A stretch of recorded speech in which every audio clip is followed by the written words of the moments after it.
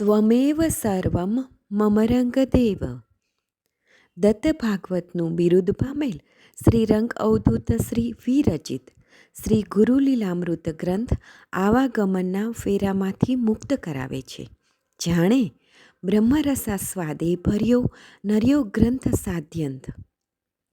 આ વરદ અને ઔપાસનિક ગ્રંથને રંગબાળ શ્રી જગદીશાનંદજીએ સરળ અને સંક્ષિપ્ત ગદ્ય લેખન રૂપે વર્ષના દરેક દિવસ માટે એક પેજ તેમ 364 પેજમાં આ શ્રીરંગ બ્રહ્મરસાસ્વાદનું સર્વને રસપાન કરાવ્યું છે. તે ક્રમમાં દરરોજ શ્રવણ કરીએ. દત્તબાવનીના ગાન પછી આ એક પેજનું પઠન કરવું શ્રેયસ્કર છે. સપ્તાહ 6 બુધવાર. અલખ નિરંજનને અને શ્રી દત્ત અલર્કને 8 સિદ્ધિઓ અણિમા મહિમા ગરિમા લઘિમા એ દેહ સિદ્ધિઓ.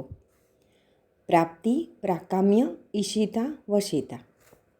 તેની ફલશ્રુતિની લાલચો બતાવી શ્રી દત્ત અલર્કને સમજાવે છે કે હે સિદ્ધ, આ સિદ્ધિઓ લાલચો બતાવી ભલભલાને ફસાવે છે, તેથી તેનાથી દૂર રહેવું. સિદ્ધિ શું કરે છે રે ભલા? જો આકાશમાં પંખી ઉડે છે કે નહીં, માછલું પાણીમાં તરે છે કે નહીં, અગ્નિ બધું જ બાળે છે, બરાબર.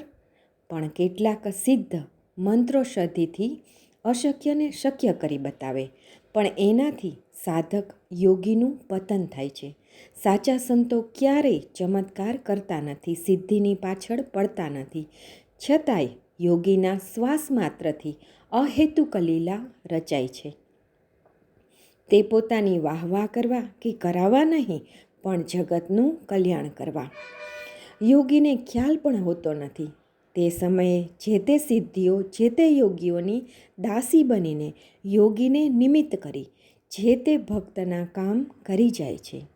દાસી સિદ્ધિ તેની થાય, દુઃખ દારિદ્ર્ય તેના જાય. આ તો સિદ્ધાતીત અવધૂતોનું અવળ લીલાગાન છે. ભગવાન શ્રી દત્તે જંભદૈત્યને હણવા જે લીલા કરી બતાવી, દ્રષ્ટિપાતથી સહસ્ત્રાર્જુનના 2 હાથને દૂર કર્યા અને વરદાનમાં માગ્યા પ્રમાણે હજારો હાથ પણ આપ્યા. અરે, રેણુકા, સાંડિલી, અનસૂયા જેવી સતીઓ ક્યાં ધ્યાન તપ કરતી હતી? એ તો પતિવ્રતા જ હતી ને. છતાંય તેઓએ શું નથી કર્યું? એટલે શ્રી દત્ત અલર્કને વારંવાર સિદ્ધિથી દૂર રહેવાનું કહે છે. જે સિદ્ધિને વરતો નથી તે જ સમર્થ સિદ્ધ કહેવાય છે. માટે જ યોગીએ સાધકે યોગ સિદ્ધિ લાલચોને મૂળથી નાશ કરી પ્રથમ સગુણને સુસ્થિર કરીને નિર્ગુણ રૂપને પણ અનન્ય ભાવે અંતર્ધ્યાને એ અજ અવિકારી અવિનાશી પરબ્રહ્મ નિરાકાર સાકાર પૂર્ણ નિરંજન દેહે દેહાતીત, બ્રહ્મ હોવા છતાંય બ્રહ્માતીત, ગુણ હોવા છતાંય ગુણાતીત, રૂપ હોવા છતાંય રૂપાતીત, અત્ર તત્ર સર્વત્ર, આદિ મધ્ય ને અંતથી પણ પર, તે બ્રહ્મને આપમહી જ સમરસ થઈ સ્વરૂપને ઓળખાઈ જતા યોગી ક્યારેય જન્મતા નથી, મૃત્યુ પણ પામતા નથી.